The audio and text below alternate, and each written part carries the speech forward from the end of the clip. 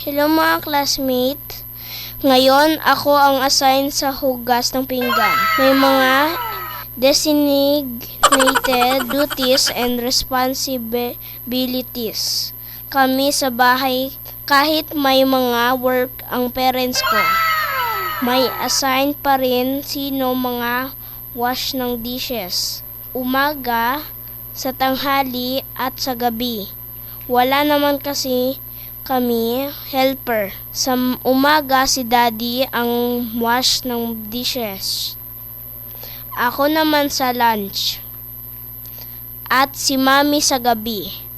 Kasi nililinis niya ang buong kusina. Ayaw niya kasi ng ipis. Kaya gusto niya linis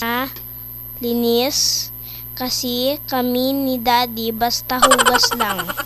Pero yung mga kaldero, kawali at mga gamit sa pagluluto si mami ko naggagawa nun. Kasi bigat yun, di ko kaya buhatin yun.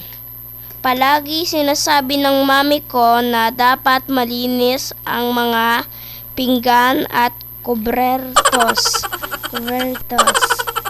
Kasi pag di maayos ang linis, pupuntahan daw ng ipis, tapos kakainan namin, tapos magkakasakit kami.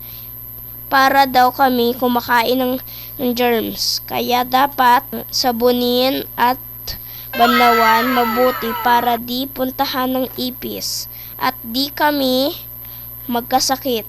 Yun lang muna mga classmates. See you!